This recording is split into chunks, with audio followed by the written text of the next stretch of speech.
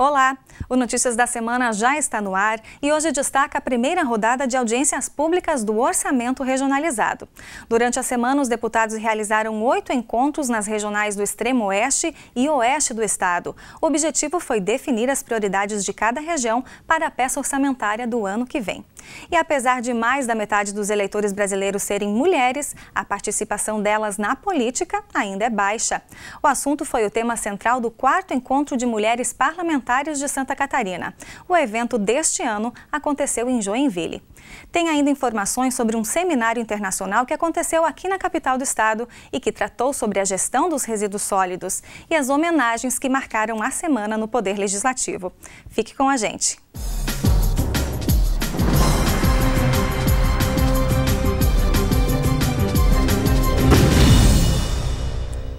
Deputados iniciaram esta semana a primeira rodada de audiências públicas do Orçamento Regionalizado. De segunda a quinta-feira foram realizados 8 encontros em diferentes regionais. Em cada uma delas foram definidas as prioridades para a peça orçamentária do ano que vem. Acompanhe agora as discussões das regionais de Itapiranga, São Miguel do Oeste, São Lourenço do Oeste e Quilombo. Quem conta os detalhes é a repórter Maria Helena Sares. As imagens são de Jair Correia. Itapiranga, extremo oeste de Santa Catarina. A cidade, com 15 mil habitantes, foi sede da primeira audiência do Orçamento Regionalizado de 2013.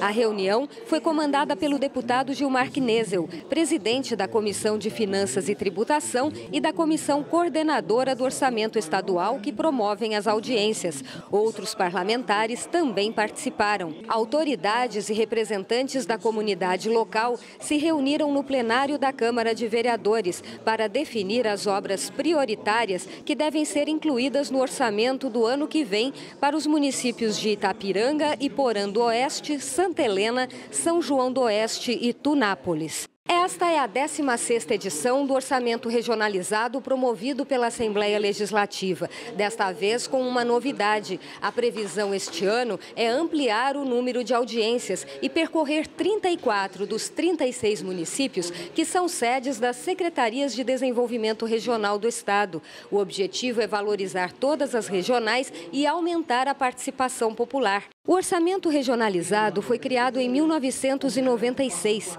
Os deputados aprovaram 2 emendas à Constituição Estadual que tornaram obrigatória a realização dessas audiências para a elaboração das matérias orçamentárias com participação popular, cabendo ao Parlamento priorizar as decisões da comunidade. As reuniões do Orçamento Regionalizado são fundamentais, primeiro por ser um dos poucos mecanismos que a sociedade catarinense tem de participação direta no governo. Em segundo lugar, por ser a oportunidade que tem de indicar suas prioridades, de indicar as obras regionais que estão mais solicitadas pela comunidade e o compromisso que depois nós, deputados, que fizemos parte da Comissão de Finanças e Orçamento, temos de efetivamente garantir os recursos, garantir que ela seja constada, incluída na lei orçamentária. Isso é fundamental. Em 2011, a comunidade elencou 432 prioridades para as mais diversas regiões de Santa Catarina,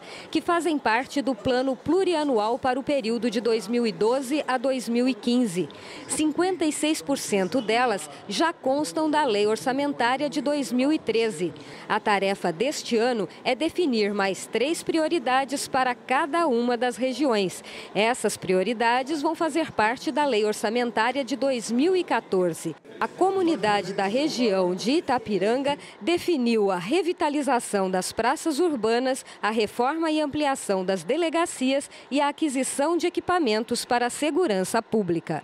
Em São Miguel do Oeste, dezenas de pessoas participaram da segunda audiência, realizada na Câmara de Vereadores. Representantes dos 7 municípios da regional se reuniram e escolheram como prioridades que devem fazer parte da Lei Orçamentária de 2014 a construção de um centro de atendimento para idosos, o atendimento socioterapêutico a dependentes químicos e a terraplanagem e pavimentação da SC 170 entre Dionísio Cerqueira e Itapiranga, o chamado Asfalto da Fronteira. Nós acreditamos que, como é um caminho paralelo, ele vai melhorar o fluxo dos veículos, diminuindo o trânsito aqui na BR-163, que realmente é um trânsito muito pesado. Além disso, nós temos locais turísticos aqui na fronteira do Rio Peperi, que podem ser contemplados através do asfalto da fronteira. Nós acreditamos que isso possa acabar beneficiando vários municípios que vão ser contemplados com esse asfalto da fronteira. Várias obras que já foram incluídas em debates do orçamento regionalizado e que não haviam sido executadas foram autorizados pelo governo do estado, algumas já estão em execução, então todo esse debate do orçamento é importante. Em Dionísio Cerqueira foi realizada mais uma audiência pública com auditório lotado. Os participantes escolheram como prioridades para 2014 o apoio à pequena e média empresa, a estruturação das áreas industriais e empresariais da região e a implementação de um centro de distribuição de produtos da cadeia produtiva agrícola, da indústria têxtil e moveleira. Eu acho que foram escolhidas 3 prioridades extremamente importantes que colaborem e contribuem para o desenvolvimento econômico. Nós temos grandes investimentos agora na área da infraestrutura, como é o caso da BR-163, da ferrovia. Eu acho que essas definições foram acertadas. A 4ª audiência da semana foi na Câmara Municipal de São Lourenço do Oeste e reuniu também os representantes da Regional de Quilombo. Esta foi uma das 2 únicas audiências do orçamento regionalizado deste ano que vão unir 2 regionais numa mesma reunião. Nós temos uma convicção muito grande de que a região de São Lourenço e esses municípios circunvizinhos precisam garantir obras estruturantes para alavancar esse desenvolvimento nessa região, como também recursos importantes para a área social. Os representantes da Regional de Quilombo escolheram como prioridades para o ano que vem a construção, ampliação e reforma de escolas, a elaboração de projetos para a área de infraestrutura e a construção de um centro de eventos. Elas vêm de encontro ao desenvolvimento da nossa região, que é o mais importante para todos, o bem-estar e a melhoria da qualidade de vida das pessoas. A comunidade de São Lourenço do Oeste selecionou como prioridades para o orçamento estadual de 2014 a expansão da UDESC para a região, o apoio à agricultura familiar e o apoio à agricultura e à produção orgânica. Os nossos municípios são eminentemente agrícolas, depende do apoio do governo do estado para o desenvolvimento da nossa agricultura. E a educação é tudo. Nós precisamos desenvolver o ensino superior e sem uma instituição pública de ensino superior, nós não conseguiremos dar esse passo. Então, estamos lutando para trazer para a nossa região a UDESC pública, gratuita para os nossos filhos, para poder desenvolver a nossa região através da educação e bons projetos para o desenvolvimento da nossa agricultura. Vamos agora fazer o nosso papel na comissão, depois priorizar isso no orçamento, mas também um fato novo nas nossas audiências públicas, uma participação muito forte do Poder Executivo, com a Secretaria Regional, Secretaria de Planejamento, Secretaria de Fazenda, Secretaria da Articulação Política do Governo está presente. Então isso mostra mais uma vez a integração também crescente entre o Poder Legislativo e Poder Executivo na questão do orçamento regionalizado. As regionais de Maravilha, Palmitos, Xanxerê e Chapecó também já definiram as prioridades para a peça orçamentária do ano que vem. Os detalhes você acompanha ainda nesta edição. E o Parlamento Catarinense realizou uma sessão especial em homenagem aos 40 anos da Embrapa. A empresa é apontada como a grande responsável pelos altos índices de produtividade da agroindústria brasileira. O Brasil já é o 3º maior produtor de alimentos do mundo. A sessão especial, proposta pelos deputados Neudi Sareta e Moacir Sopelsa, marcou os 40 anos de fundação da Empresa Brasileira de Pesquisa Agropecuária.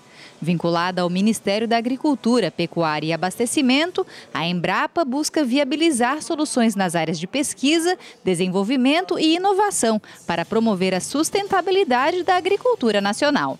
O diretor da Embrapa, Ladislau Martim Neto, lembrou que a empresa coordena o Sistema Nacional de Pesquisa Agropecuária.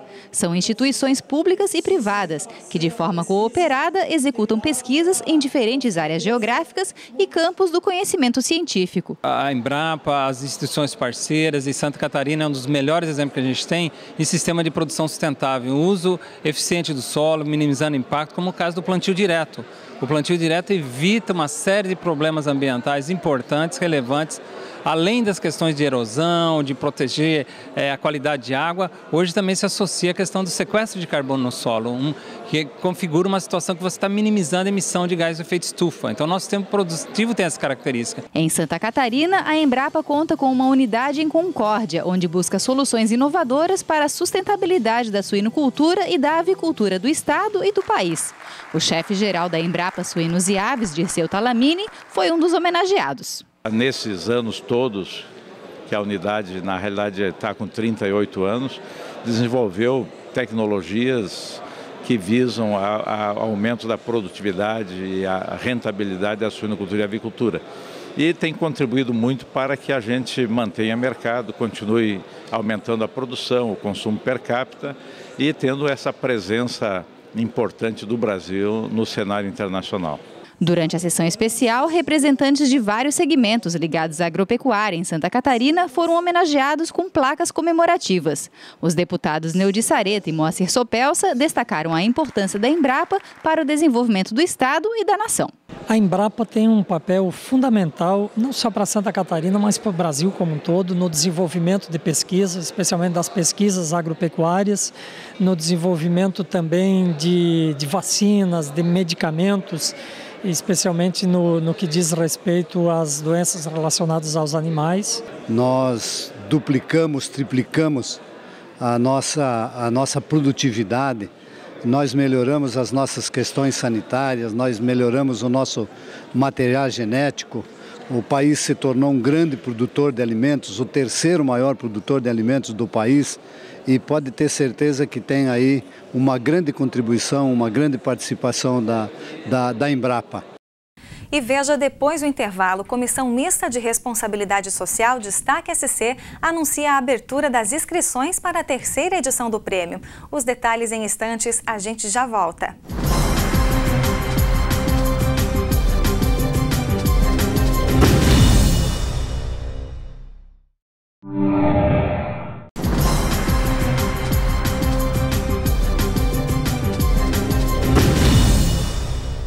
A Assembleia Legislativa vai ter uma frente parlamentar com foco no combate à violência em Santa Catarina. O lançamento aconteceu esta semana no Parlamento e contou com a participação de autoridades ligadas à segurança pública do estado. 13 deputados vão integrar a Frente Parlamentar Mista de Combate à Violência em Santa Catarina. Criada por iniciativa da deputada Ângela Albino, a frente vai desenvolver ações em conjunto com câmaras de vereadores e com representantes da sociedade civil, para incentivar a implantação de políticas públicas nesta área.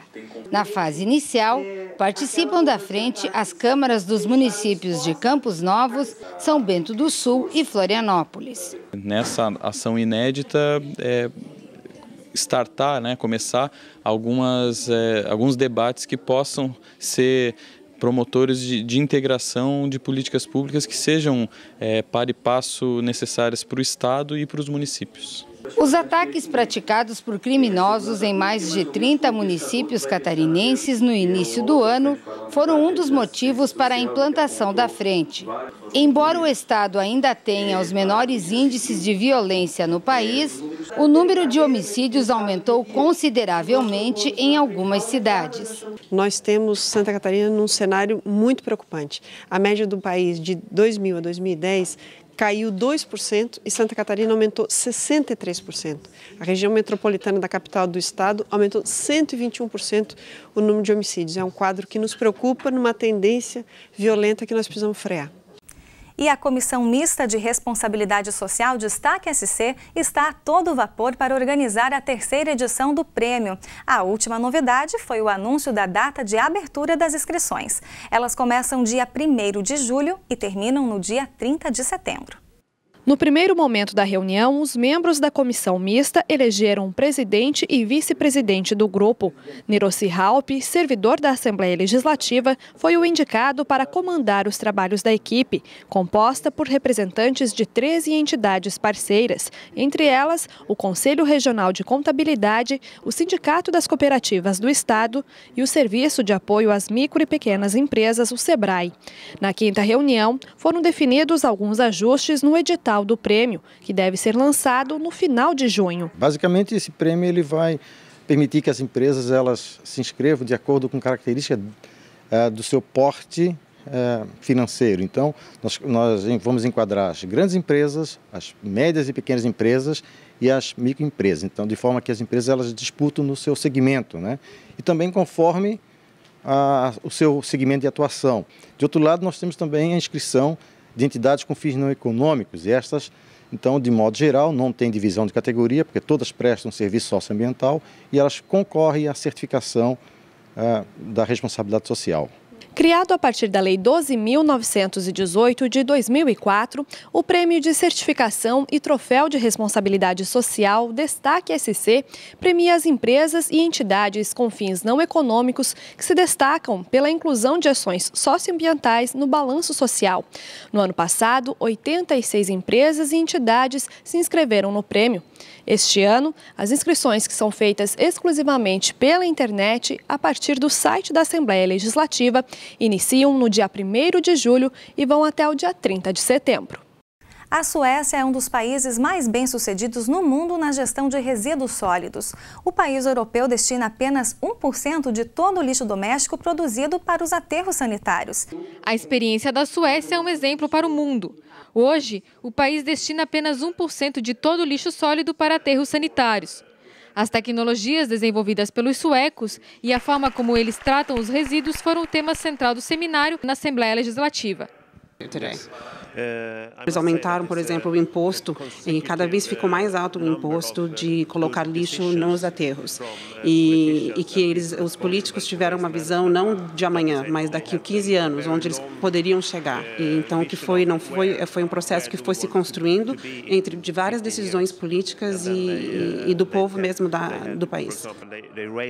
Além da Assembleia Legislativa, o evento teve a parceria da Agência Reguladora Intermunicipal de Saneamento, a ARES, órgão que engloba 150 municípios catarinenses e é responsável pela fiscalização e regulação de todas as atividades de saneamento básico nessas cidades. O presidente da entidade, prefeito de Corupá, Luiz Carlos Tamanini, apresentou no evento as ações que a ARES vem desenvolvendo na regulação dos resíduos sólidos. Nós temos até agosto do ano que vem para nós termos totalmente regularizada esta situação por imposição de lei federal. E a agência está, com isso, promovendo seminários e buscando alternativas e sugestões para os municípios se adaptarem. O presidente da Fundação do Meio Ambiente de Santa Catarina, Jean Loureiro, também acompanhou o seminário. Para ele, não adianta haver leis que regulamentem o despejo de resíduos sem a conscientização e a educação ambiental da população. A consciência ambiental é algo diferente da determinação e obrigação. É um ato voluntário da importância dessas ações. E quando a gente começa a trabalhar na criança, nós temos uma expectativa de que a consciência possa efetivamente acontecer. É de responsabilidade dos municípios e, por que não, do Estado, do próprio governo federal, fazer que o nosso país, que hoje já é a 6ª economia do mundo, que se destaca cada dia mais, evoluir nesse segmento. Para isso, nós temos que buscar no mundo exemplos de sucesso. E, sem dúvida alguma, o exemplo sueco é o case de maior sucesso no mundo em sustentabilidade, em aproveitamento, em geração de renda, de coisas que muitas vezes nós jogamos fora, enterramos, por não saber como fazer ou não ter a cultura do que fazer. E veja ainda hoje, região Oeste define as prioridades para a peça orçamentária do ano que vem. Em instantes, aqui no Notícias da Semana.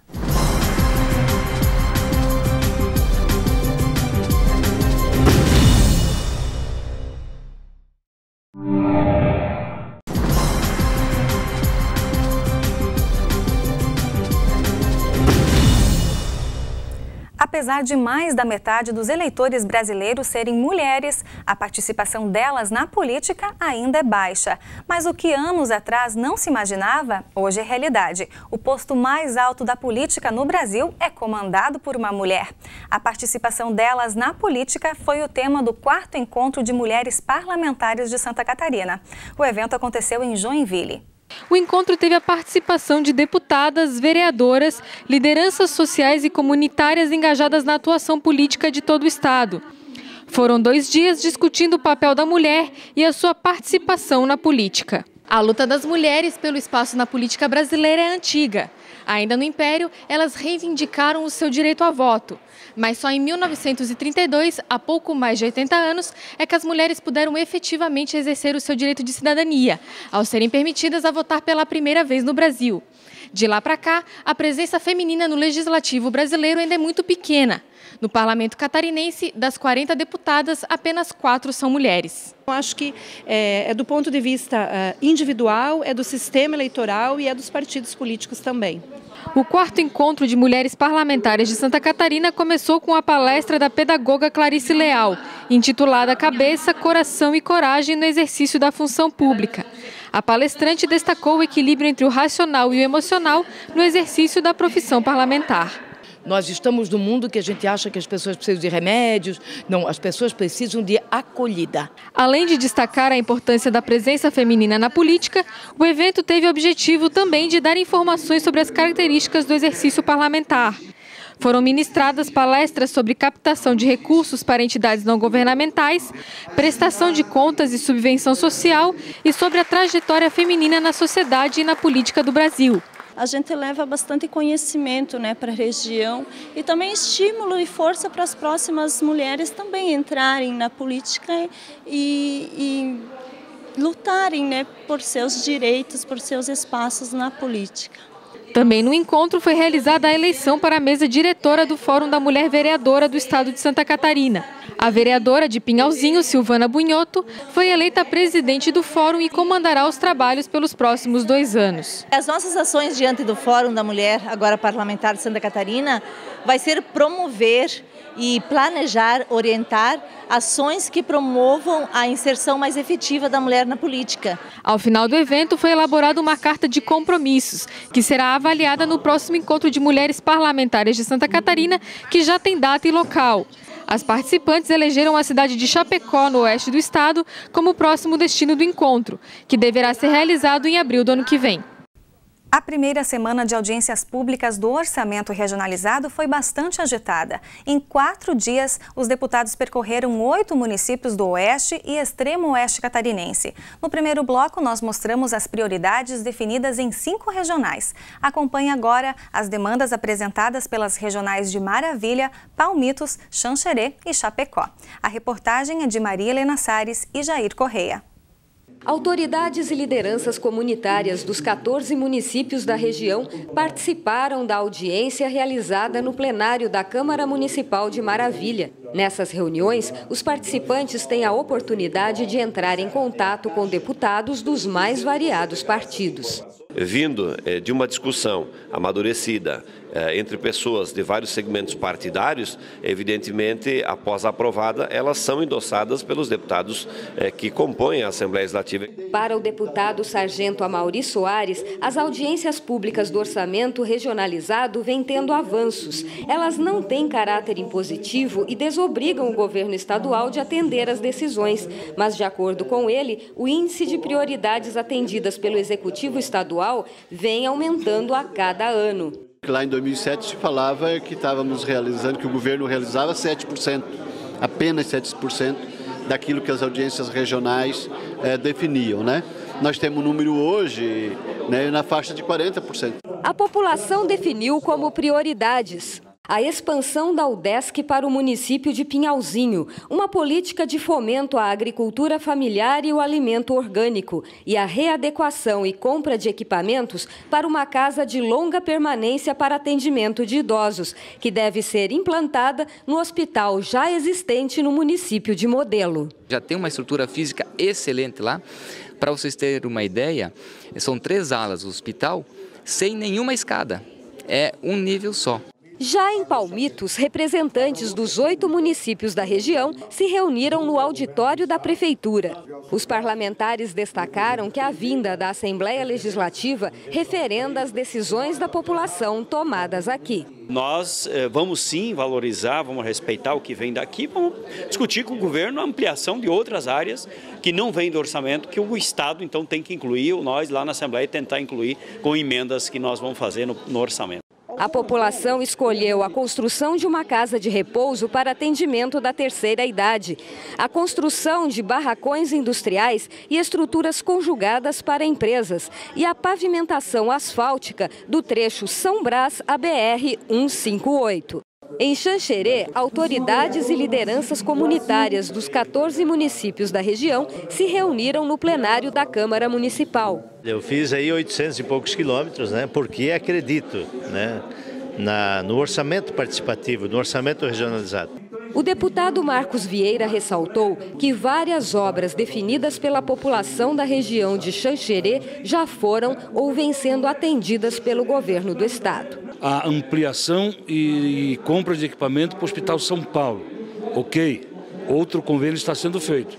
Depois, a recuperação e a revitalização da SC 480, que liga a cidade de Bom Jesus até São Domingos. Também foi incluído no orçamento regionalizado e já foi recuperada e revitalizada a rodovia. Os participantes decidiram durante a audiência que querem ver realizadas a partir do ano que vem a pavimentação da SC 350 do trecho Abelardo Luz Passos Maia BR-153, a pavimentação da SC 154 trecho Ipumirim BR-282 e a terraplenagem e pavimentação do contorno leste de Xanxerê. A audiência de Chapecó encerrou esta primeira etapa do orçamento regionalizado de 2013.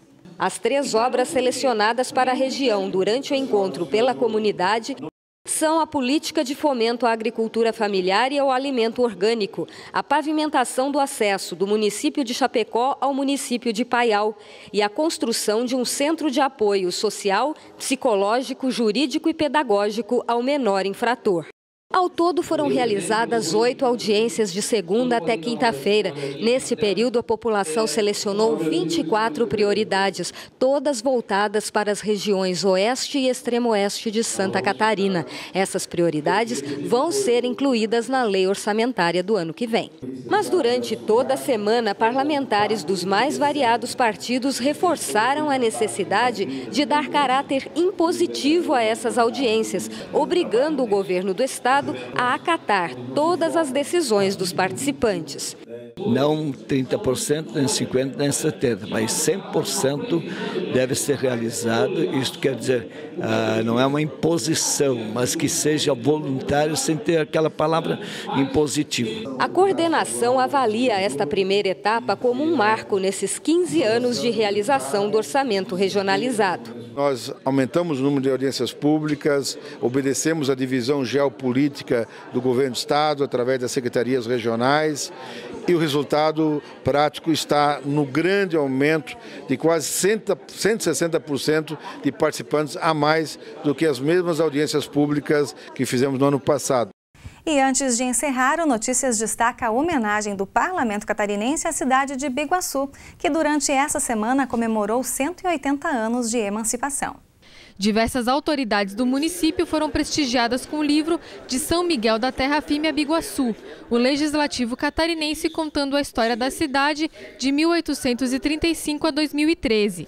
A obra, que foi editada pela Gerência do Centro de Memória da Coordenadoria de Documentação da Assembleia Legislativa, reúne documentos como leis, decretos e atas que contam a história de Biguaçu. O presidente da Câmara de Vereadores do município foi um dos presenteados com o livro. É uma história que está sendo contada do município que veio crescendo aos poucos e hoje completando 180 anos de emancipação política. Nós vimos que Biguaçu cresceu muito, apesar das dificuldades que vem enfrentando atualmente financeiramente, mas nós temos um legislativo e um executivo unidos para que tudo seja feito melhor para nossos munícipes. São 180 anos da cidade de Biguaçu, uma cidade antiga, porém com uma nova cara, uma jovialidade cada vez mais imponente, trabalhando bastante para fazer a cidade crescer. Não queremos ser a maior cidade de Santa Catarina, mas queremos ser a melhor. A sessão solene em homenagem aos 180 anos de emancipação de Biguaçu foi proposta pelo deputado Reino Caramori. É muito importante e é a gratidão que a Assembleia pode oferecer à nossa sociedade de Biguaçu, desde as autoridades constituídas, executivo, legislativo, o judiciário, aqui de Biguaçu, tanto quanto o empresariado da área comercial, da área industrial, da prestação de serviço, do nosso trabalhador, da nossa dona de casa, da nossa juventude,